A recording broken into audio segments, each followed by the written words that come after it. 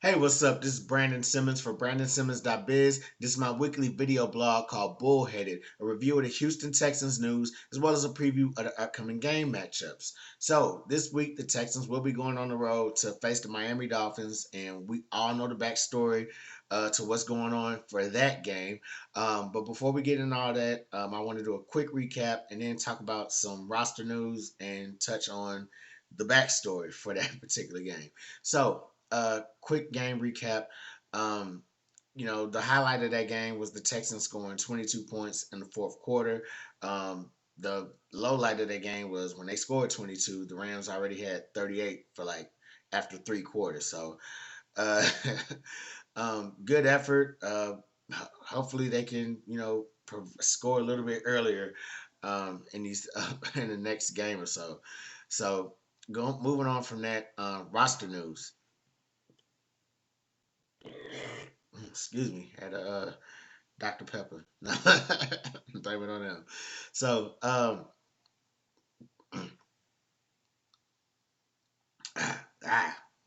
here we go. All right. So, roster news. Tyrod Taylor, he's coming back this week. They announced that he will officially be starting. Will officially be starting for the first time since week two. When he injured his hamstring against the Browns, which put him on IR. So he is officially making his return. The thing about that, I feel like at first I had to think about it.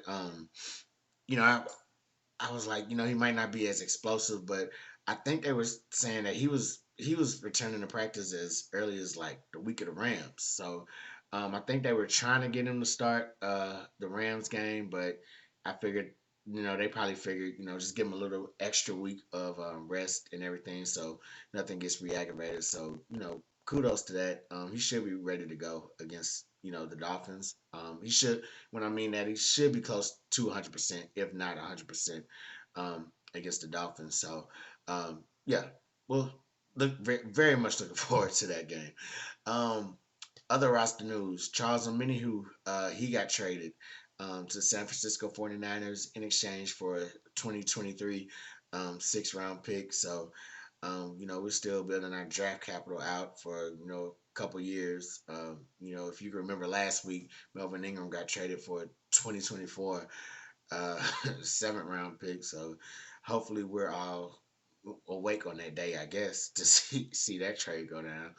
Um, Last bit of roster news came in the middle of the week. Vernon Hargraves, he got cut a couple seasons ago. We traded for him from the Tampa Bay Buccaneers, and so obviously things didn't really work out this particular season. So they just decided to part ways with him, and I think he's already claimed. He's already been claimed off waivers by the Green Bay Packers. So best of luck to him in his career going forward. Now, this Deshaun Watson final trade update of the regular season. Cause man, those rumors have been jumping for about a month now, and like I said, when trade deadline season come around, people get real antsy. They want to make moves here and there. They look like they need something that finger get real itchy on pushing the trade button. So, and we've seen it, with our own team with them sending a mini Hugh over to the 49ers. We've seen it with other teams. The Rams. They ironically, they picked up. Um, Excuse me, they picked up Von Miller and all this other stuff, and so teams are really looking to make moves, with players here and there. However, this particular trade, a little bit different. It's been, Watson requested this trade way back in January, February, and it's really just been kind of stagnant.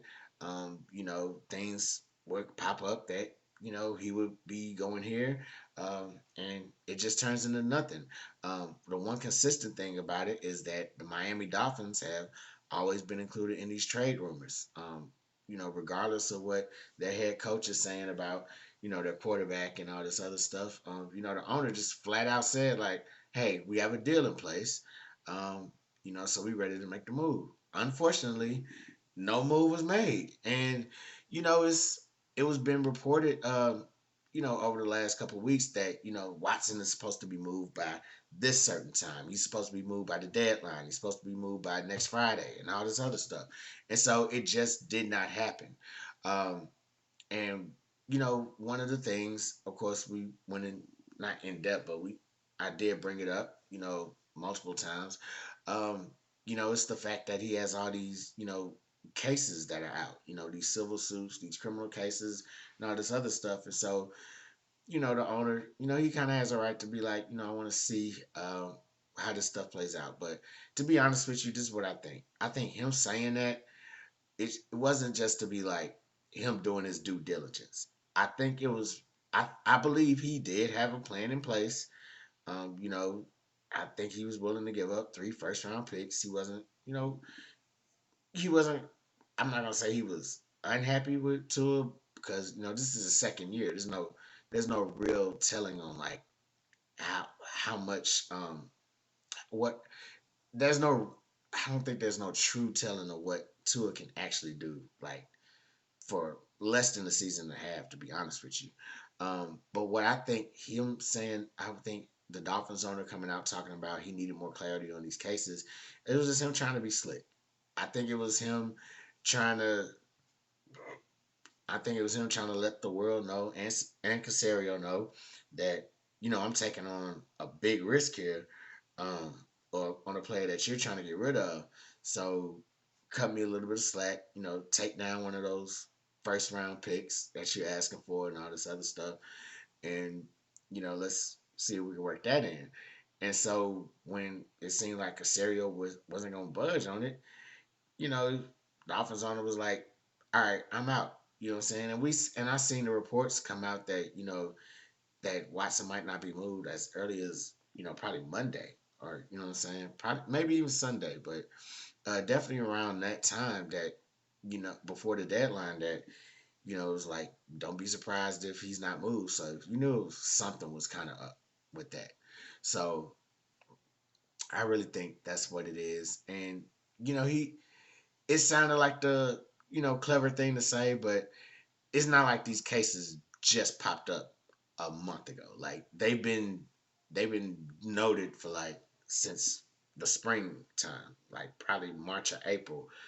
These things have been out, and so for him to know all that and know what these cases actually are, and to come out and just kind of say that, um, and even after the commissioner himself was like, we don't have enough information to decide what punishment that Deshaun Watson actually deserves, or if we're even going to punish him. So for the Dolphins owner to just come out and say that he needs some more clarity is like, dude, you know what's going on right now, and so like you're not getting the price taken down. So that fell through. And now everybody's asking what's next. So what I feel is what's next is all these teams that they were saying were calling for Deshaun Watson, inquiring about him or whatever. I think we're going to get some more of those. I think those names are going to be a little bit more visible. You know what I'm saying? Like these recent rumors over the past month and a half or so, it's always been the same three names. It's always been the Dolphins, the Eagles, and the Panthers. It's been those three names, nobody else. And so the way I see it is the just looking around the league, depending on each quarterback situation, depending on there's some quarterback situations where they're probably being waited out.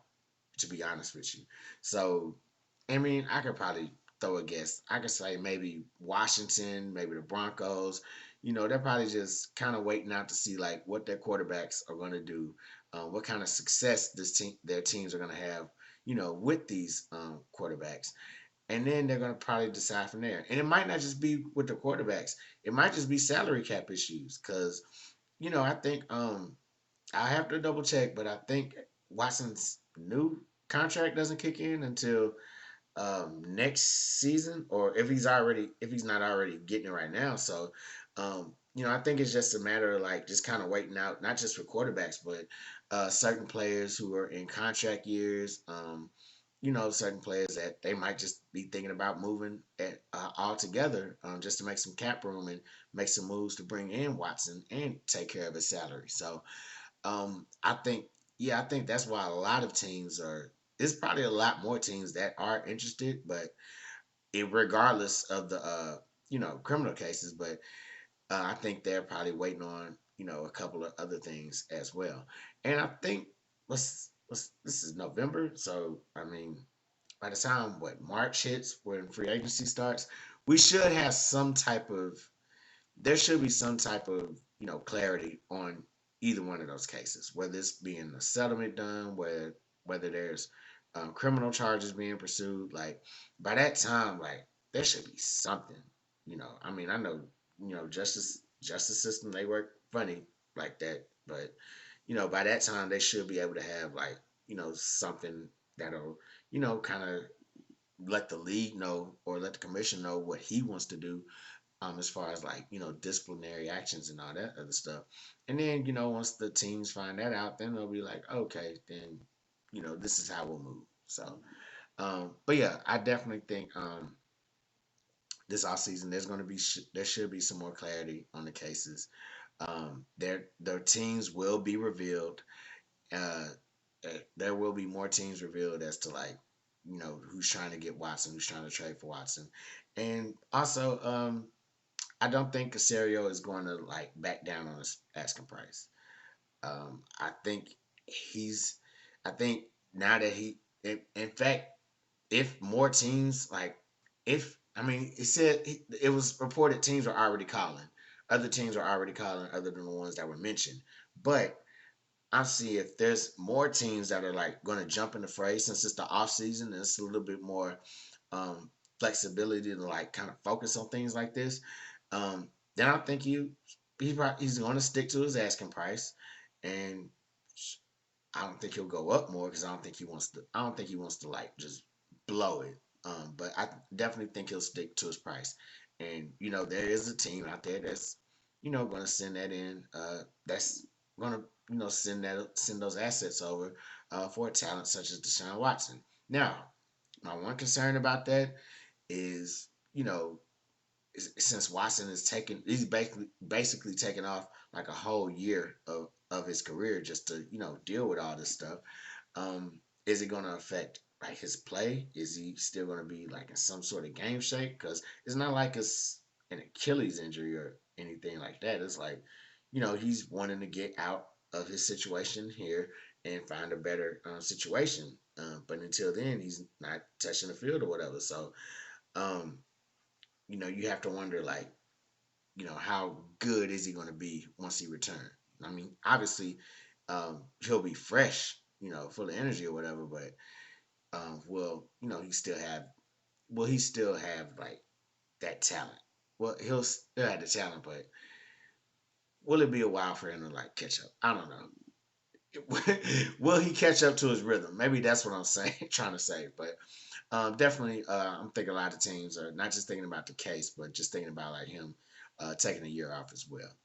So, with that being said, before the Texans can even get to the offseason, they need to get past the Miami Dolphins. Both teams coming into this game 1-7. Both teams dealing with the fallout of this whole Deshaun Watson trade mess.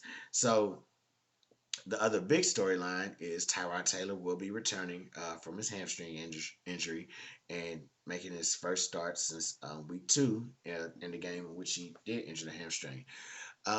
So here's a few things that the Texans got to do to get a W in this game.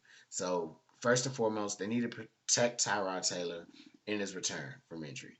So the Dolphins, they know he's coming off an injury. They know he's coming off hurt, and they probably don't care whether or not he's had a week or two uh, of extra healing time. They're going to test that hamstring as much as possible. This is a team that's third in the league with blitz percentage, I believe around 39%. So they're going to bring it to them. What the Texans need to do is make sure they block first and foremost. The O line has to have great protection, but they also have to. Tyrod also has to, or whoever calls the protections at the line of scrimmage, they also have to make sure they're calling the right protections, picking up blitzes, all that stuff. You don't want to put him in a situation where he has to like scramble out the pocket all day, um, and put him in danger of like re-injuring that hamstring if he's not 100%.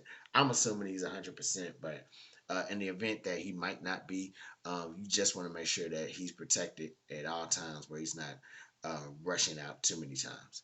The second thing the Texans need to do is take advantage of a distracted team. Punch these guys in the mouth early. They're coming off. Listen, Texans are coming off all of these distractions from this trade and distractions from other things.